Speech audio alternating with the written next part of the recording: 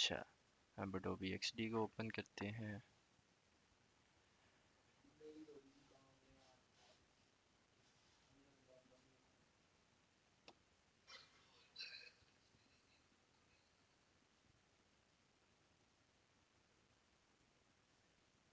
अच्छा, Adobe XD थोड़ा सा ना पुराना पुराना टूल है, तो ये थोड़ा आराम आराम से लोड होता है, समझ लिए। अच्छा, उसके बाद हमने नेक्स्ट जाना है न्यू फाइल के ऊपर। वही सेम तरीका हमारा, ये हमारा टूल आ गया। देखने में थोड़ा घटिया है बस ये, फिग्मा से तो घटिया ही है। अच्छा, अब इस, ये आज इसकी फर्स्ट क्लास दे रहे हो ना आप? हाँ फर्स्ट क्लास है। अच्छा ठीक है। ये है ये टूल टोटल। अब फिग्मा से तो घटी है ये देखने में, टोटल सारा लोड हो गया अब। ठीक है, यहाँ पर आपका जो होता है ये सेक्शन आपको लोड तभी दिखेगा अगर आपका क्रिएटिव क्लाउड आपने बाय करा हुआ है एडोबी का, देन ही आपको दिखता है, अदरवाइज नहीं दिखता। फिग्मा में होता है ना वो लाइब्रेरीज होती है, फॉन्ट स्टाइल्स आप वहाँ पे क्रिएट कर सकते हैं, कलर्स क्रिएट कर सकते हैं, ये वो लाइब्रेरीज है। लाइब्रेरीज हम फ्री में नहीं क्रिएट कर सकते। देन उसके बाद ये हमारा एक कस्टम फ्रेम क्रिएट कर देता है वेबसाइट का, जब हम एक्सडी की न्यू फाइल बनाते हैं। बाकी फ्रेम्स हमने बनानी है तो हम बना सकते हैं इधर। अगर हम किसी एक फ्रेम को डिलीट करेंगे तो हमारा टोटल ओवरऑल वाइट हो जाता है। डरना नहीं है, एक नया आर्टबोर्ड बनाएंगे यहाँ से तो वो ऑटोमेटिकली उस एरिया को हाईलाइट कर देगा, और यहाँ से हम उसकी विड्थ और हाइट सेट कर सकते हैं। देन उसके बाद यहाँ पर आते हैं। अच्छा, वही बेसिक चीज़ है हमें सबसे। लेक्चर रिकॉर्ड कर रहे हैं ना? जी जी।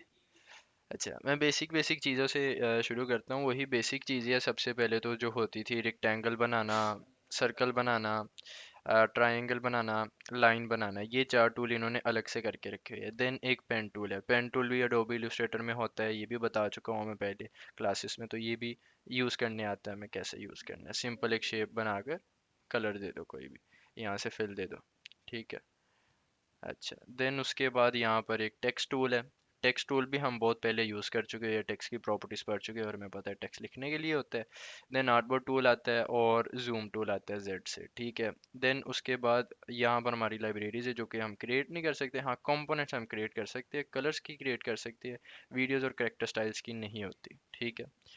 देन उसके बाद यहाँ पर नीचे आते हैं। अब इसके नीचे यहाँ तीन बटन्स के माने, ठीक है, एक एक करके तीनों पर आते हैं। पहला बटन वही है लाइब्रेरीज का जो आपका यहाँ खुला होगा। दूसरा बटन जो है वो हमारा होता है लेयर्स का बटन। अब इधर लेयर्स ना थोड़ी सी अजीब किस्म की है, मैं बताता हूँ। जैसे मैं बिल्कुल बाहर हूँ इस वक्त, तो मेरी लेयर मुझे दिखेगी आर्टबोर्ड 1। अब ये किस तरीके से काम करता है एक्सडी का जो होता है बेसिकली, मेरे यहाँ पर जितने आर्टबोर्ड्स हैं ना, ये मुझे उन आर्टबोर्ड्स को दिखाएगा यहाँ पर सबसे पहले। ठीक है, मतलब मेरी सबसे बाहर लेयर है तो एक लेयर मुझे उसके अंदर की दिखाएगा, ये आर्टबोर्ड को भी लेयर बनाकर दिखाएगा। जब तक मैं उसको ओपन नहीं करूँगा, ये उसकी तरह की नहीं है। जैसे फिग्मा में होता था ड्रॉप डाउन पैनल हमने ओपन करा, नीचे लेयर्स आ जाती है, या फिर हमने ड्रॉप डाउन पैनल ओपन करा तो आप कह सकती हैं जैसे इधर उधर फोटोशॉप में होता था, इलस्ट्रेटर में होता था, वैसे नहीं है। इसमें हम अगर इसको ओपन करेंगे वो इसके अंदर ले जाएगा। यहाँ से एक क्लिक से नहीं होता, डबल क्लिक से नाम चेंज होता है।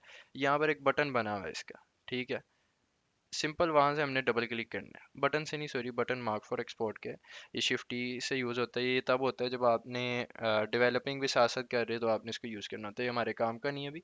डबल क्लिक करेंगे तो ये अंदर ले आएगा उस चीज़ की। अब ये उसकी लेयर शो करवाएगा। अब इसने जूम कर दिया, अगर मैं जूम आउट करके देखना चाहता हूँ तो मैं जैसे ही सिलेक्ट करूंगा ऑटोमेटिकली वो इसके अंदर की चीज़ें दिखाएगा। तो इसमें चीज़ को करने का ये तरीका होता है। अगर मैं इन दोनों को ग्रुप करूंगा तो ये एक ग्रुप शो करवाएगा। ग्रुप का फोल्डर यहाँ से ओपन क्लोज होता है जब हम इसके ऊपर क्लिक करते हैं, तो इसमें लेयर्स थोड़ी सी डिफरेंट शो होती है। देन उसके बाद हमारे यहाँ पर ये एक बटन आ रहा है, ये होता है प्लगइन्स का बटन। मैंने आज तक कभी एक्सडी में प्लगइन्स डाल के यूज़ नहीं करा, बिकॉज एक्सडी में जो काम मिलेगा अभी ना क्लाइंट से, वो इतना सिंपल मिलता है इवन कि हम खुद ही ऐसे डिज़ाइन कर सकते हैं, तो प्लगइन्स तक हमारी नौबत ही नहीं आती। और इसमें प्लगइन्स है भी ऐसे कि मुझे नहीं समझ लगी आज तक कैसे होगा। मुझे जहाँ तक लगता है क्रिएटिव क्लाउड इसके लिए बाय करना पड़ता होगा। जैसे मैंने प्लगइन्स के ऊपर क्लिक करा तो मेरे पास ये विंडो खुल गई है। ठीक है, यहाँ ऑब्वियस सी बात है, अगर ये मुझे क्रिएटिव क्लाउड की एप्लीकेशन के ऊपर ला रहा है तो ये मुझे कहेगा बाय करो, देन फिर ही होगा। यहाँ पर देख लेते हैं आइकन्स के रिलेटेड प्लग, तो होप सो कोई ना कोई आएगा। ऑप्शन रखी हुई है उसने प्राइसिंग में फ्री और पेड की। यहाँ से फ्री सेलेक्ट करते हैं। हमें चाहिए है यहाँ पर XD का प्लगइन। ठीक है, हाँ, आइकन्स के प्लगइन मिल रहे हैं, ये भी फिग्मा की तरह का ही है। आप प्लगइन यहाँ से ऐड कर सकते हैं। जैसे आइकन स्काउट एक पॉपुलर एप्लीकेशन है, बट आई थिंक इनके आइकन्स होते हैं प्रीमियम। तो यहाँ पर हम निकालते हैं, फ्लैट आइकन्स को निकाल लेते हैं। ठीक है, इसको गेट कर लेते हैं। Plugin is not compatible with apps in. हाँ ठीक है, मतलब वो ये है कि खरीदना पड़ता है, वो फ्री में नहीं कभी भी मानेगा। बल्कि याद आया, एक्सडी तो टूल ही प्रीमियम है। एक्सडी को तो डाउनलोड करने के लिए अगर आपने क्रिएटिव क्लाउड से करना है तो वो आपको क्रिएटिव क्लाउड की सब्सक्रिप्शन खरीदनी पड़ती है। मैंने क्रैक करा हुआ है, तो क्रैक का तो वो फाइंड ही नहीं करेगा। मैं यहाँ से जितना मर्जी गेट कर लूँ, वो मेरा कोई भी प्लगइन नहीं ऐड करेगा, क्योंकि मैंने क्रैक कर लिया था थोड़ी दिन पहले ना। मेरी सब्सक्रिप्शन खत्म हो गई थी तो इसलिए। तो यानी प्लगइन मैं यहाँ पर कोई भी ऐड नहीं कर सकता, किसी भी काम का नहीं। लाइब्रेरीज यहाँ पे हमारी किसी भी काम की नहीं। सिर्फ जो काम की चीज़ होती है वो सिर्फ ये टूल बार होती है हमारी, और ये लेयर्स होती है हमारी। ठीक है, देन इसके बाद हमारी राइट पे कुछ प्रॉपर्टीज आएगी, उनको देख लेते हैं। ये है कुछ प्रॉपर्टीज। अच्छा, अब ये किस तरीके से काम करती है हमारी। इस तरीके से अगर मैंने रखा हुआ है, मैं इसमें प्ले करूंगा, ये प्ले का बटन है। जैसे ही करा वो मुझे पूरी विंडो दिखा रहा है। ठीक है, अब इसमें ये थोड़ा सा काम खराब है जो फिग्मा में नहीं होता। वहाँ पे हम जेड का बटन दबाकर इसको फिल स्क्रीन फिट स्क्रीन में चेंज कर लेते थे, यहाँ पर नहीं होता। इसे हमें यहाँ से स्क्रॉलिंग को वर्टिकल करना पड़ेगा। ये आपसे पूछेगा आपने व्यू पोर्ट हाइट कितनी रखनी है। व्यू पोर्ट हाइट क्या होता है बेसिकली, जो हमारी विंडो खुले हमें चीज़ को देखने के लिए, वो जितनी मैक्स नीचे हो, वो कितनी मैक्स नीचे हो, ये मतलब। जैसे अभी मेरा यहाँ पे साइज अलग से ही है, तो मैं इसको 1920 की विड्थ देता हूँ। ठीक है, अब ये अगर मैं अपनी लैपटॉप की स्क्रीन देखूँ, वो 1920 इंटू 1080 होती है। तो मैं चाहूँगा कि मुझे मैक्स 1080 हाइट तक दिखे। ठीक है, और बाकी जो दिखे वो इसी में ही स्क्रॉल करते करते नीचे जाए। अब इसने ये हाईलाइट कर दिया यहाँ पर कि ये इतना आ रहा है। इसको ड्रैग करके नीचे ऊपर करूंगा तो बढ़ जाएगा, लेकिन मैंने रखनी 1080 है। अब जब मैं इसको व्यू करूंगा, इस एप्लीकेशन को थोड़ा सा छोटा कर दूंगा। ठीक है, अब मैं यहाँ पर स्क्रॉल करूंगा और ये ऑटोमेटिकली नीचे लेकर जा रहा है, जैसे मैं चाह रहा था अपनी चीज़ को वैसे ही इसने कर दिया। यहाँ पर ये देखें, स्क्रॉल कर रहा हूँ ऊपर नीचे हो रहा है जैसे फिग्मा में होता है। ठीक है, तो इसमें ये थोड़ी सी कस्टम चीज़ें हमें सेट करनी पड़ती है। फिग्मा के मुकाबले में ये टूल काफ़ी ज़्यादा कस्टम रखा हुआ है इन्होंने। रिस्पॉन्सिव रीसाइज को हम यहाँ से ऑन ही नहीं करते, ऑफ में ही रखते हैं। ये फिल है जो हमारे फ्रेम का फिल होता है ना, वहाँ पे वही आर्टबोर्ड का फिल है, इधर भी दिया हुआ है। देन ये हमारी ग्रिड है।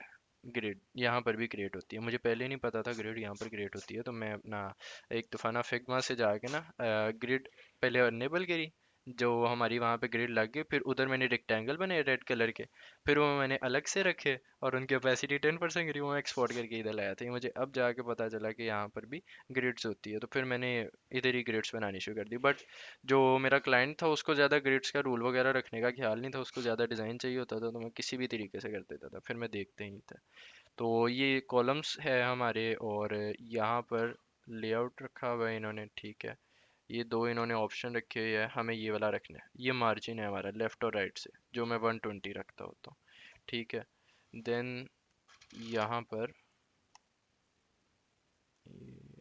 ठीक है 120 हो गया। कॉलम विड्थ वो ऑटोमेटिकली सेट कर रहा है, जैसे जैसे मैं मार्जिन कम ज़्यादा कर रहा हूँ तो मुझे इसकी ज़रूरत नहीं है कॉलम विड्थ को छेड़ने की। ठीक है, जो गटर विड्थ है उसको हम 32 पिक्सेल्स रखते होते हैं, तो वो हम यहाँ से भी रख सकते हैं। तो ये हमारी टोटल वही सेटिंग जो हम फिग्मा में करते थे यहाँ पर भी हो गई है। ठीक है, देन उसके बाद इन्होंने ये सेटिंग दी है, हमने खैर अभी के लिए इसे ऑफ रखना है, ऑफ कर देंगे। ठीक है, अच्छा अब बाकी इसमें अगर हम इसको पकड़ते हैं तो काफ़ी सेटिंग्स आएगी हमारे पास। ये वो इनर शेडो है जो हम यूज़ करते होते हैं। अ, अब जैसे अडोब फिग्मा के अंदर हमारे पास चार इफेक्ट्स होते हैं total: inner shadow, drop shadow, layer blur और बैकग्राउंड ब्लर। इसने ये तीन रखे हैं: इनर शेडो, ड्रॉप शेडो और बैकग्राउंड ब्लर। ऑब्जेक्ट ब्लर के नाम से इसने लेयर ब्लर को रखा हुआ है। ठीक है, हम जो रखेंगे हम उसको उस तरीके से एडजस्ट कर सकते हैं। मेरे ख्याल में वेबसाइट्स में इससे ज़्यादा इफेक्ट्स की ज़रूरत पड़ती ही नहीं है, इसलिए कभी किसी ने यूज़ ही नहीं करे है वो। इनर शेडो इसके बीच में शेडो क्रिएट करेगा, हम रेड कलर का रखेंगे, और जिस तरीके से हम यहाँ पर यूज़ करते जाएंगे वो उस तरीके से बीच में शेडो देता जाता है। ड्रॉप शेडो बाहर ऐसे शेडो छोड़ता है।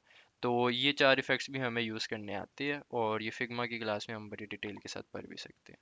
देन यहाँ पे एक मार्क फॉर एक्सपोर्ट का बटन है। जब हमारी चीज़ फाइनली बन जाती है हम इसको टिक कर देते हैं।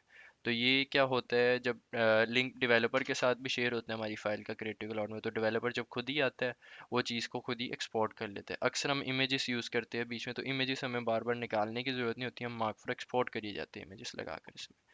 जबकि फिग्मा ये फ्लेक्सिबिलिटी प्रोवाइड करता है, उसमें ऑटोमेटिकली कोई भी डेवलपर मोड में आता है तो वो कर सकते हैं एक्सपोर्ट, उधर हमें मार्क फॉर एक्सपोर्ट करने की ज़रूरत नहीं होती, यहाँ पर होती है। ठीक है। खैर ये हमारे डिज़ाइन में मैटर नहीं करता, तो इसको हमने नहीं देखना। जब आप हायर होते हैं किसी भी कंपनी में, वो खुद ही आपको बता देते हैं। देन उसके बाद ये ब्लेंड मोड्स है। ब्लेंड मोड्स तो वही है जो सारे होते हैं और फोटोशॉप यूज़र इसको अच्छे से जानते हैं। इसको मैं खुद नहीं कभी यूज़ करता, वेबसाइट्स में नहीं ज़रूरत पड़ती। ये ओपेसिटी है, ये रिस्पॉन्सिविटी से इसको मैं चेंज करूँगा तो मेरे पास ऑटो लेआउट खुल जाएगी, जब वो ऑटो में है तो ऑटो ही सही है फिर। Then fix position wise scrolling, अगर मैं इसको कर दूंगा तो इसकी पोजीशन यही रहेगी, मैं स्क्रॉल करता जाऊंगा यही रहेगी। हेडर्स के ऊपर ये यूज़ होता है मोस्टली, लेकिन इसको भी यूज़ नहीं करते होते। देन ये रिफ्लेक्ट है, ये ऊपर नीचे रिफ्लेक्ट है, और ये हमें ये चीज़ प्रोवाइड करेगा। इसमें मैं एक्स्ट्रा कंटेनर बना सकता हूँ, लेकिन फजूल है ये चीज़ भी। तो देन इसके बाद आगे है कि ये विड्थ हाइट है, ये लोकेशन है इसकी जिधर ये प्लेस है। ठीक है, अगर मैं इसको कम ज़्यादा करूँगा ये मूव होगा। ठीक है। देन ये इसकी रोटेशन है। ठीक है। देन उसके बाद यहाँ पर ये इन्होंने दिया हुआ है 3D करने के लिए चीज़ को। ठीक है, ये फिग्मा नहीं प्रोवाइड करता, इसके लिए हमें प्लगइन्स लगाने पड़ते हैं। हमने किसी भी चीज़ को घुमाना है, हम अब इधर से घुमा सकते हैं ऐसे करके। ये चीज़ इन्होंने दी हुई है बस, एक्स्ट्रा जो है बस। जेड एक्सिस को हम एक्टिव कर सकते हैं। ये जो चीज़ है ये बस फिग्मा नहीं प्रोवाइड करता है, ये अडोबी एक्चुअली प्रोवाइड करता है, बिकॉज वो अडोबी के बीच में आ जाती है चीज़। ये अलाइनमेंट के लिए। ठीक है। और ये रिपीट ग्रिड, मतलब जैसे हमने लोगो बनाया होता है और हम चाहते हैं रिपीट हो, वैसे ये भी रिपीट करेगा। जैसे मैंने इसको करा, ये देखें, वो ऑटोमेटिकली इसको रिपीट करेगा। तो ये चीज़ अब फिग्मा ने भी अलाउ कर दी है, अब ये फिग्मा के अंदर भी आ चुकी है, तो इसके लिए भी हमें इधर आने की ना ज़रूरत नहीं पड़ती। देन इसको अनग्रुप ग्रिड करूँगा तो मैं अपने तरीके से यूज़ कर सकता हूँ, उसने मेरी ग्रिड क्रिएट कर दी है।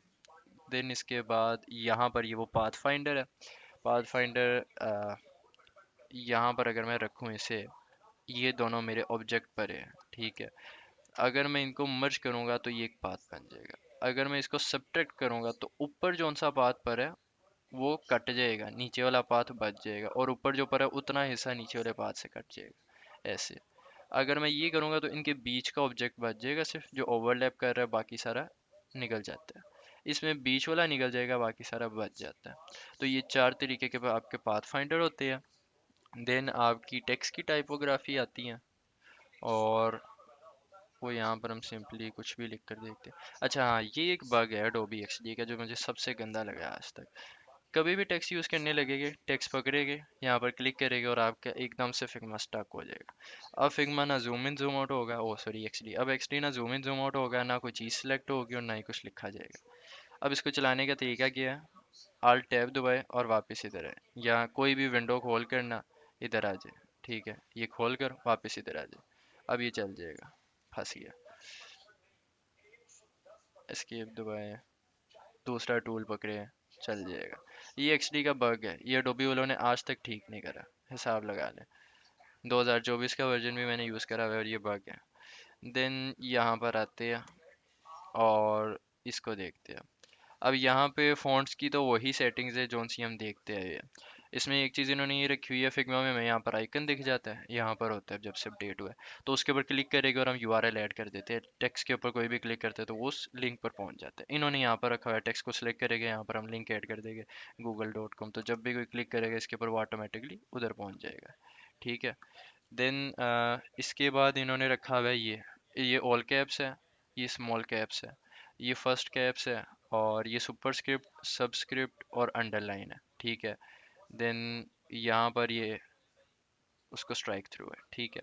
ये अलाइनमेंट के कुछ है जो हम देखते हैं, ये तीन है जो यहाँ पर यूनिक दिख रहे हैं, जो फिग्मा में नहीं दिखे थे आज तक।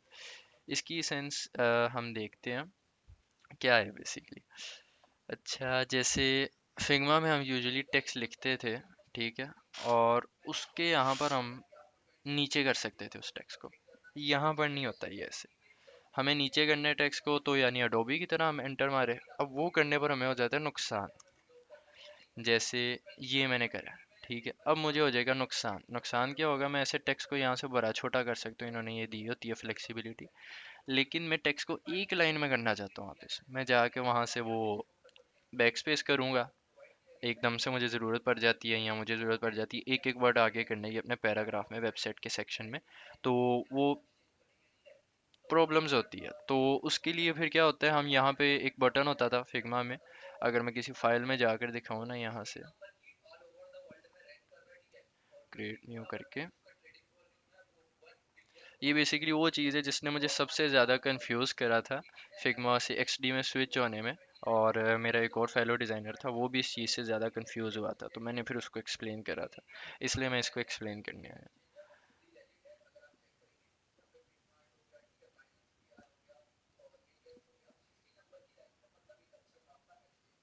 अच्छा, यहाँ पर हम जब टेक्स्ट लिखते थे तो हम उसके एंटर नहीं मारते थे, ठीक है, हम एक ही लाइन में रखते थे।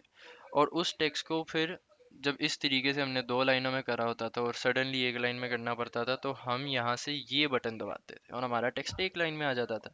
लेकिन अगर हमने एंटर मारा होता था तो हमारा टेक्स्ट ही ऐसे का ऐसे ही रहता है, कंटेनर के साथ फिक्स्ड एक लाइन में, ठीक है। अब वहां पे ये ऑप्शंस नहीं मिल रहे, बेसिकली वो जो तीन आइकन वहां पे गिवन है, ये तीन, ये बेसिकली यही तीन है, ठीक है। अगर मैंने इसको ऐसे करा है और ये मुझे ऐसे बड़ा करने की ऑप्शन दे रहा है, तो ये मेरे लिए नुकसान है। अब मैं इसको एक लाइन में नहीं कर सकता, मैं बैक स्पेसेस हटाऊंगा। इसका फिर मुझे दूसरा तरीका ये मिला कि अगर मैं इसको दूसरा रख देता हूँ, अब मेरे पास ये ऑप्शन है, टेक्स्ट नीचे जा रहा है, और अगर दोबारा एक लाइन में करना है, यहाँ पर अडोबी गलत है फिग्मा के मुकाबले में। फिग्मा क्या प्रोवाइड करता था, अगर मैंने इसको दो लाइनों में रखा हुआ है, मैं इसको जैसे ही ये करूँगा ये एक लाइन में आ जाता है। इसने क्या रखा हुआ है, अगर मैंने इसको दो लाइनों में रखा हुआ है, मैं इस पर क्लिक करूंगा तो ये फिक्स कर देगा इसको। अब मेरे पास मसला है, अगर मैं दोबारा इधर आऊंगा, ये करूंगा, वो फिक्स कर देगा, उसने एंटर मार दिया खुद ही, जो मैं नहीं चाहता था हमारे। तो इससे बचने का तरीका ये है, आपने इसको यूज ही इस तरीके से करना है, ऐसे ही कम और ऐसे ही एक लाइन में, ठीक है। ये एक्सडी का डिफरेंस है जो याद रखना होगा। और ये तीसरा तो वही है, फिक्स साइज जो होता है, ये कभी फिग्मा के अंदर नहीं यूज़ हुआ तो एक्सडी के अंदर भी यूज़ नहीं होगा, ठीक है। देन इसके बाद टेक्स्ट की सेटिंग्स आ जाती है। ये फ़ॉन्ट है जो आपने रखना है, वो यहाँ से हम रख सकते हैं। यहाँ से हम तहोमा रख लेते हैं, ठीक है। ये साइज़ है उसका और ये उसकी फैमिली है, बोर्ड रख लिया। देन उसके बाद यहाँ पर और कोई सेटिंग नहीं है टेक्स्ट की, सब कुछ एंड हो गया, ठीक है। तो एक्सडी का टोटल इंटरफेस तो यही है। अभी एक सेक्शन हम बना कर देखेंगे यहाँ पर, या किसी एक यूआई को हम यहाँ पर एक्सप्लोर कर लेते हैं। इस तरीके से भी काफ़ी आसानी हो जाएगी, बल्कि हम एक्सप्लोर कर नहीं सकते क्योंकि सारे एनडीए डिज़ाइन थे। हाँ, इसको देख लेते हैं।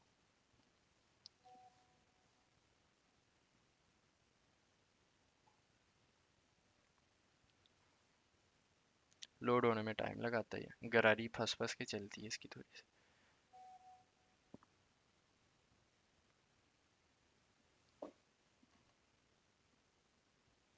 अच्छा, ये मैंने ऐसे ही एक बनाया था, खैर ये रिजेक्टेड डिज़ाइन था, इसलिए मैं इस डिज़ाइन को दिखा रहा हूँ, ठीक है। अभी अगर फॉर एग्जांपल मुझे इसी जैसा एक डिज़ाइन बनाना है, मैं लाइव बना कर दिखाऊंगा साथ साथ, ठीक है।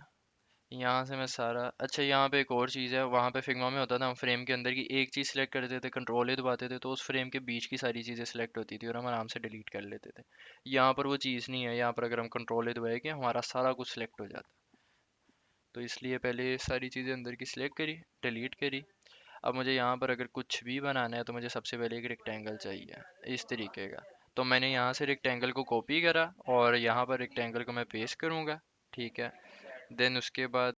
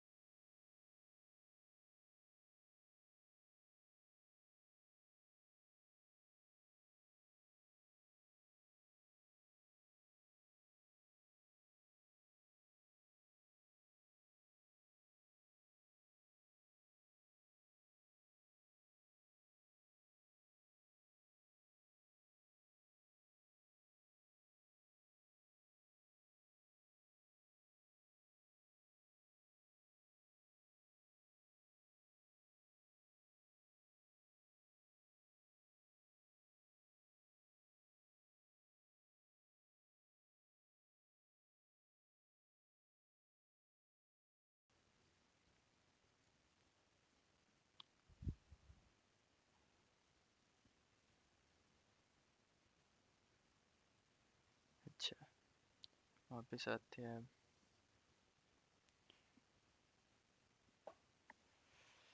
अच्छा, यहाँ पर सबसे पहले हम हेडर को ही बनाएंगे जैसे बनाते होते हैं। हेडर रखा है यहाँ पे, एक वाइट रेक्टेंगल बनाएंगे हेडर के लिए। देन फिर हम यहाँ पर लोगो लाएंगे, लोगो की फाइल हमें क्लाइंट ने दी होगी, उसे यहाँ पर डायरेक्ट ला कर रखेंगे, ठीक है। देन उसके बाद हम नेक्स्ट चीज़ यहाँ पर हम टेक्स्ट लिखेंगे नेविगेशन बार के लिए, ठीक है। जो जो हमें चाहिए हम यहाँ पर वो लिखेंगे। क्लाइंट ने जो फ़ॉन्ट दिया होगा हम वो फ़ॉन्ट देख लेंगे पहले कौन सा है, इंटर फ़ॉन्ट है, ठीक है। अब इंटर को यूज़ करके हम यहाँ पर नेविगेशन बार बना And लेंगे। what also स्क्रीन स्टॉप हो गई है। जी। एक ही जगह रुकी हुई है स्क्रीन आपकी। अच्छा, एक,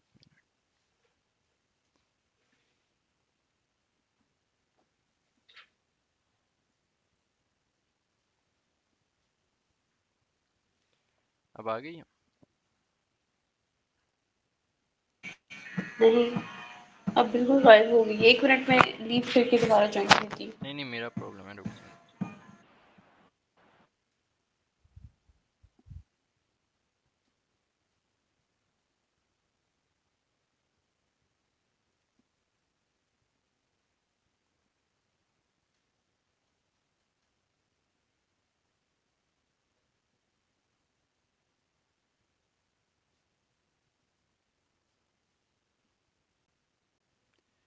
अब आ जाए।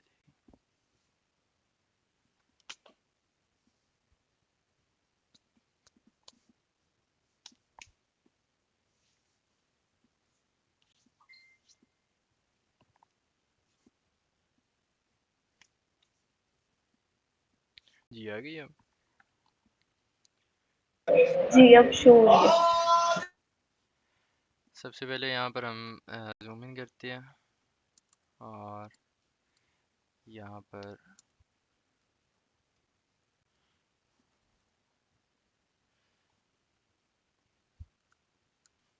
delete कर दिया इसको। अच्छा, ज़्यादा जूम इन हो गया था। अच्छा, यहाँ पर अब टेक्स्ट लिखेंगे। तीन हम पेजेस रख लेते हैं, यहाँ पर होम एक रखते हैं, ठीक है। कलर हम इसका रख देते हैं ब्लैक ताकि विजिबल हो। और इंटर और यहाँ पे 21 फ़ॉन्ट का साइज़ रख देते हैं, ठीक है। देन हम यहाँ पर इसका दूसरा, तीसरा, यहाँ पर डुप्लीकेट भी नहीं होता है, ऐसे कंट्रोल डी से उसी जगह पे डुप्लीकेट हो जाता है, तो हमें कस्टम करना पड़ता है ये भी। देन हम यहाँ पर बनाएंगे पेज दूसरा सर्विसेज का, ठीक है। पोर्टफोलियो बना लेते हैं और एक हम यहाँ पर कॉन्टेक्ट, ठीक है। देन हम इसको करते हैं डिलीट, चारों को सिलेक्ट करेंगे और यहाँ से हम ये कर देंगे तो ये डिस्ट्रीब्यूट हो जाएगा, ठीक है। देन हम इसको इधर मूव कर लेंगे, ठीक है। तो ये हमारा हीरो सेक्शन बन गया। इसके बाद नेक्स्ट हम चले गए तो अपना आ जाएगा यहाँ इमेज पर। इमेज मैंने यहाँ पर बैक पर रखी हुई है, ठीक है, मास्क करके, ताकि वो इससे ज़्यादा ना हो, ठीक है। तो मास्किंग तो हमें आती है। देन हम नेक्स्ट देखते हैं, इस तरीके की एक इमेज उठाएंगे, ठीक है। अब इस इमेज के ऊपर एक रेक्टेंगल बनाएंगे हम स्पेशल। उस रेक्टेंगल को हम ब्लैक कलर में ओपेसिटी कम करके रखेंगे, किस लिए, ताकि इमेज इतनी ब्राइट ना दिखे, थोड़ी सी डार्क हो, इसलिए, ठीक है। देन जब वो बन जाएगा हमारा, तो हम इस जैसी इमेज एक यहाँ से ले के बना के, ठीक है। देन उसके बाद हम इसको नीचे कर लेते हैं थोड़ा सा। और यहाँ पर अब हमें चाहिए एरो। अब ये चाहे हम गूगल से आइकन लाए चाहे खुद बनाए, मैटर नहीं करता, मैंने खैर खुद बनाया हुआ है। एक सर्कल बनाकर यहाँ पे पेन टूल पकड़ कर एक लाइन ऐसे लगा दो तो आपका ये एरो बन जाता है। तो ये एरो हम गूगल से ले आएंगे, ठीक है। देन यहाँ पर पेस्ट कर देंगे। यहाँ पर एक और चीज़ है, अगर हम इसको पेस्ट करते हैं देन हमें यहाँ पर एक और कॉपी बनानी है और यहाँ से ही हमें इसको रिफ्लेक्ट भी करना पड़ेगा। यहाँ पर काफ़ी ज़्यादा कस्टम काम हो जाता है, जैसे फिग्मा में होता है ना कि थोड़ी थोड़ी देर बाद हम ऐसे ही करी जा रहे होते हैं, हमें ज़रूरत नहीं पड़ती कस्टम जाने की। यहाँ पर कस्टम करना पड़ जाता है। ये थोड़ा सा लेगी भी है, स्लो भी करता है, तो आपकी चीज़ को सिलेक्ट करने में भी टाइम लगता है, थोड़ा मुश्किल होती है। अब इसके लिए हमने क्या करना है, सबसे पहले तो हमने ये एक आइकन उठा के लाना है ऑनलाइन, ठीक है। देन उसके बाद हमने सेक्शन का पूरा लेआउट सोचना है किस तरीके से हमने बनाना है। यहाँ से मैं इस आइकन को उठाऊंगा, ठीक है। यहाँ पर मैं एक यहाँ पर मैंने क्या करा हुआ है, बेसिकली एक रेक्टेंगल बनाया हुआ है। उसको कलर मैंने प्योर वाइट नहीं, थोड़ा सा डल वाइट दिया हुआ है, ठीक है। यहाँ पर भी मैंने रेक्टेंगल बनाया है, बट मैंने इस बार ये करा क्या है, यहाँ पर अगर गौर से देखे तो ऐसा फील हो रहा है ये बॉक्स इस बॉक्स के ऊपर है। रीज़न इसका बेसिकली ये है कि मैंने जो दूसरा बॉक्स डाला हुआ है मैंने उसको ड्रॉप शेडो अप्लाई करा हुआ है। ड्रॉप शेडो मतलब इस तरीके से कि वो फील हो रहा है कि वो इसके ऊपर है, ठीक है। ये मैं करके दिखाता हूँ। मैंने यहाँ से इस रेक्टेंगल को कर लेता हूँ कॉपी, ठीक है। दोबारा नहीं बनाने की ज़रूरत पड़ेगी, जल्दी बन जाएगा। यहाँ पर करता हूँ मैं पेस्ट, ठीक है। अच्छा, अब सबसे पहले तो मैंने ये कैलकुलेट करा था एक रेक्टेंगल बनाते वक्त कि यहाँ पर मैंने इसकी विड्थ रखी हुई है फॉर एग्जांपल 1440। तो मैं ऐसे कैसे बना सकता हूँ रेक्टेंगल कि मेरे 4 रेक्टेंगल्स यहाँ पर आए और वो 1440 पर डिवाइड हो। ऑब्वियस ही बात है, क्वेश्चन होता है। तो कैलकुलेटर पर जाकर मैंने सिंपली 1440 को डिवाइडेड बाय 4 करा तो मेरे पास जवाब आया 480। मैंने 480 का एक विड्थ में एक रेक्टेंगल क्रिएट कर लिया। देन इसके बाद मैंने इसी की एक हम कॉपी, लोग सिंपल 4 रेक्टेंगल सेम साइजेस के क्रिएट करके उसे प्लेस कर लेते हैं, अलाइन कर लेते हैं सही से, और फिर उसके बाद उस स्क्रीन के अकॉर्डिंग चारों को सेलेक्ट करके उनके साइज इंक्रीज करते हैं, तब भी वो एक जैसे ही रहने थे। हाँ ये भी हो सकता था, बट मैंने क्या करा हुआ था, मैंने ना बीच में कंटेंट लगा लिया हुआ था, ठीक है। दो दो रख के ना कंटेंट लगा लिया हुआ था, तो बाद में जब मैंने उसको छोटा करा ना, एक्चुअली ये चीज़ ख़राब कर देता है। मैं दिखाता हूँ, जैसे मेरे पास ये 4 परे हैं, अगर मैं इसको इकट्ठे यहाँ से भरा करता हूँ, ये छोटा करता हूँ, ये देखिए क्या कर रहा है ये, बीच का टेक्स्ट ख़राब कर रहा है और आइकन्स भी छोटे कर रहे हैं, मगर उनकी पोजीशन भी चेंज करता जा रहा है। कोई उधर को और आगे लेकर जाई जा रहा है, कोई छोटा करके ऊपर को करी जा रहा है, जो चीज़ एक्चुअली ख़राब कर रहा है। ये चीज़ नहीं होती यूजुअली, तो ये नुकसान है इसका, ठीक है। तो इसलिए जौन से है मैंने ना इसको ऐसे यूज़ किया। अच्छा, यहाँ पर आता हूँ अब। तो यहाँ पर मैंने करा क्या, ये रेक्टेंगल्स बनाने के बाद इस रेक्टेंगल को इसके साथ रखा। देन मैंने यहाँ से ड्रॉप शेडो पकड़ा, ठीक है। ड्रॉप शेडो मैंने ब्रांड के कलर में ही ब्लू रखा, बट ब्लू को मैंने थोड़ा सा डार्क कर दिया, ठीक है। ब्लैक भी रख सकता हूँ मैं, कोई मसला नहीं। देन उसके बाद मैंने देखा एक्स एक्सिस हमारा ये होता है, तो मुझे वहाँ पर इंक्रीज नहीं करना था, मुझे वाई एक्सिस पर इंक्रीज करना था, यानी यहाँ पर थोड़ा सा। तो मैंने वाई एक्सिस का यहाँ से 3 कर दिया, ठीक है। ये बी से इन्होंने ब्लड को रिप्रेजेंट करा हुआ है, अगर ये ज़ीरो हो तो ये कुछ भी रिप्रेजेंट ना हो यहाँ पर, ठीक है। सिर्फ इतनी सी एक लाइन शो होगी, ठीक है। मैंने ब्लड को यहाँ से 21 कर दिया, ये देखिए कितना वो शो हो गया, सिर्फ और सिर्फ एक इसकी वैल्यू बढ़ने की वजह से। अब ऐसे ही यहाँ पर मैंने 4 रेक्टेंगल टोटल बना लिए। यहाँ पर एक और रेक्टेंगल बनाया, देन मैंने एक और रेक्टेंगल बनाया, ठीक है। अच्छा, ये मेरे 4 रेक्टेंगल्स क्रिएट हो गए। उसके बाद मैंने यहाँ पर जैसे बताया मैंने एक आइकन लिया, ठीक है।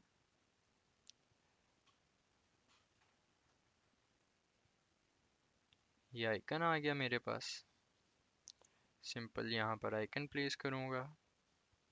अब ये देखिए इसका नुकसान है, ये वही पर ही उसने आइकन प्लेस कर दिया है, जिसको मैं ड्रैग करूँगा तो ये चीज़ ऐसे कर देगा।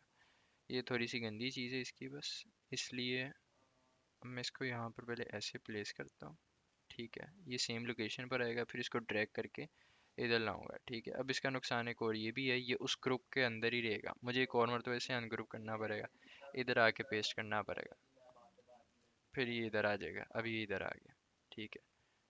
अब मैं इसको सिलेक्ट करूँगा और यहाँ से मूव कर लिया। तो ये है थोड़ा सा फिग्मा के मुकाबले में इधर थोड़ी सी मुश्किल होती है। देन इसको जो भी मैंने टेक्स्ट देना है, टेक्स्ट क्या था, पोर्टफोलियो मैनेजमेंट, ठीक है। यहाँ पे सिंपल लिखूँगा पोर्टफोलियो मैनेजमेंट, और फिर उसको मैं यहाँ से कलर दूंगा, एक मिनट,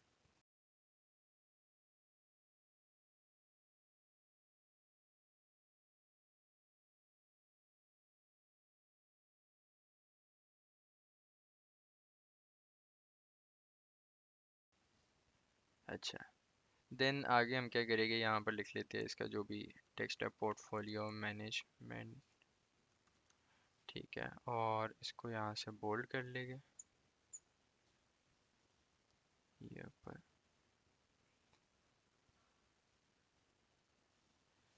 यहाँ से इसको सिलेक्ट करते हैं और इधर रखते हैं। ठीक है, नीचे वैसे ही टेक्स्ट डलेगा और बटन का बॉक्स बनेगा और बीच में बटन ऐड हो जाएगा। इसमें कुछ ऑटो लेआउट वगैरह होता नहीं, तो हमें सेपरेटली देखना नहीं पड़ता हर एक चीज़ को। ठीक है, देन इसके बाद नेक्स्ट चलते हैं। तो यहाँ पर नेक्स्ट हमारे पास, इनको मैं डिलीट कर देता हूँ क्योंकि तरीका मैंने बता दिया किस तरीके से इधर क्रिएट होगा।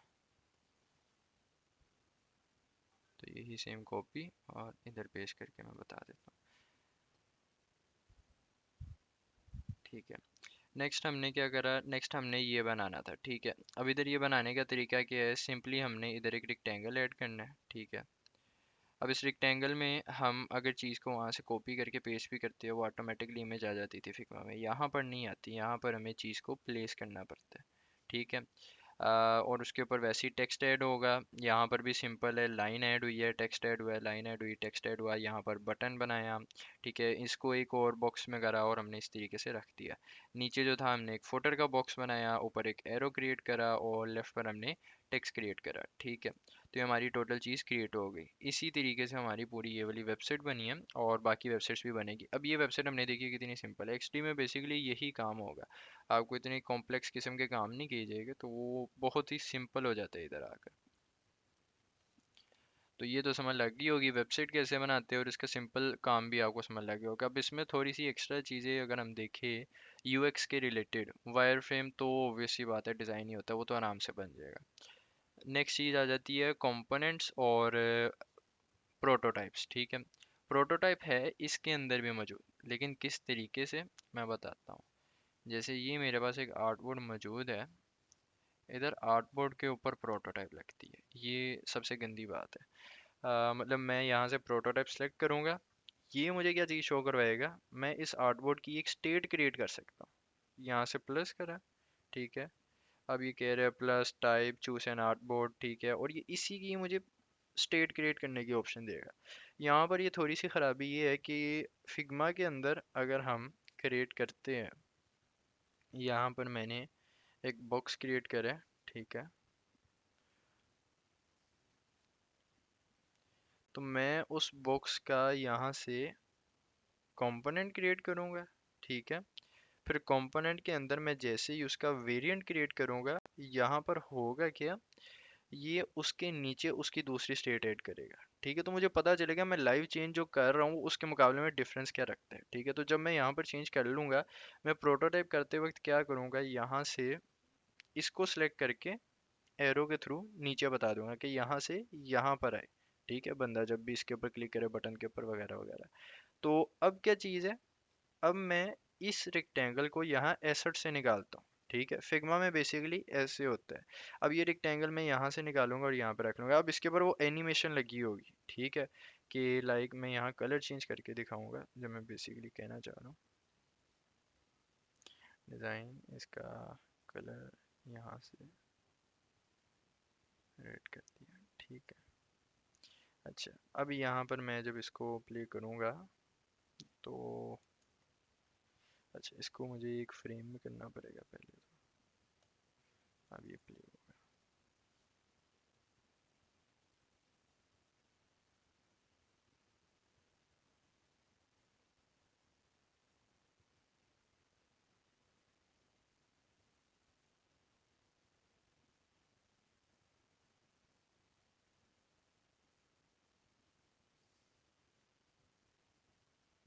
प्ले नहीं हो रहा।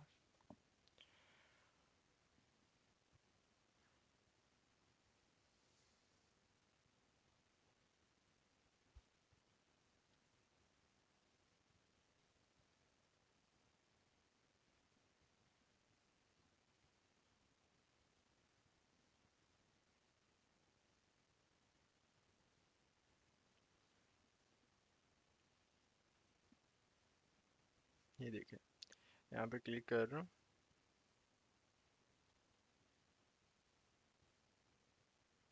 ये देखिए उसने चेंज कर दिया रेड में। तो ये जो चीज़ है यहाँ पर मुझे डिफरेंट चीज़ें दिख रही होती थी, तो बीच का टेक्स्ट जब आता है ना पता चलता है। जबकि एक्सडी क्या करते हैं, एक्सडी हमें यहाँ पर ही कहता है कि अगर हमने उसकी स्टेट क्रिएट करनी है तो हम यहाँ से कंपोनेंट क्रिएट करके उसको इस तरीके से, मैं करके दिखाता हूँ। ये आई थिंक हाँ, बल्कि नहीं करने देगा क्योंकि ये पेड वर्जन में होता है, तो मैं ऐसे ही बता देता हूँ। ये क्या करते हैं बेसिकली, ये कहता है उसका कंपोनेंट क्रिएट करो उस चीज़ का। देन आप क्या करोगे, आप यहाँ से स्टेट चेंज करोगे। स्टेट मतलब जैसे मेरा एक पूरा फ्रेम बना हुआ है, ठीक है। मैं चाहता हूँ जब कोई मेरे बटन के ऊपर क्लिक करे तो मेरी वेबसाइट पे जितना टेक्स्ट है वो सारा टेक्स्ट रेड में हो जाए, ठीक है। तो जब मैं स्टेट वहाँ से क्रिएट करके स्टेट 2 पर जाता हूँ तो क्या होगा, मेरा सेम डिज़ाइन मुझे वैसे का वैसे ही दिखेगा। अब मैं क्या करूँगा, अब मैं उस एक तो जो आपकी स्टेट 1 होगी वो आपकी डिफ़ॉल्ट स्टेट होगी, आपने उसको कभी भी नहीं छेड़ना। जब स्टेट 2 होगी ना, अब उसमें क्या होता है, उसमें ना हम क्या करेंगे, टेक्स्ट के कलर को रेड कर देंगे। हमारे लिए वो टोटली वेबसाइट चेंज हो रही है, जो कुछ हमारे आगे वो सब कुछ चेंज हो रहा है, ठीक है। अब उसके बाद हम जब वो सारा चेंज कर लेंगे तो उसके बाद हमें क्या होता है, हमने क्या करना है, वहाँ से स्टेट 1 पर दोबारा उसको स्विच करना है। जब स्टेट 1 पर स्विच करेंगे हमारी पूरी वेबसाइट वापस हमारे पास आ जाएगी। अब क्या करना है, जब हम प्रोटोटाइप के ऊपर जाएंगे वो हमें शो करवाएगा, क्या शो करवाएगा, कि स्टेट 1 से स्टेट 2 पर जाओ। आप ये एनिमेशन भी वहां पर बटन्स के थ्रू लगाते हैं। तो मतलब वो जो चीज होती थी ना कि आप लाइवली सब कुछ सामने देख रहे हैं, एरो से आप एनिमेशन लगा रहे हैं, आप एक लाइव वर्क फ्रेम पर काम कर रहे हैं, आप लाइव हर एक चीज को एडजस्ट कर रहे हैं, तो आपको एक मजा आता था काम करने का। लेकिन एक्सडी के अंदर उन्होंने ये चीजें नहीं रखी हुई है। मेरे ख्याल में एक्सडी इंडस्ट्री के अंदर इसी वजह से फेल हुआ था, सिर्फ और सिर्फ बिकॉज एक्सडी ने अपने अंदर ये चीज ही नहीं क्रिएट करी कि वो अपडेट करे अपने आप को, वो यूजर के लिए आसानियां क्रिएट करे। क्योंकि ये आसानियां नहीं थी तो जब फिग्मा आया तो फिग्मा ने टोटली एक्सडी को ओवरकम कर दिया। जैसे अभी मैंने बताया, एक्सडी थोड़ा स्टक करते हैं, फिग्मा नहीं करता। एक्सडी के ऊपर कभी बार टेक्स्ट लिखने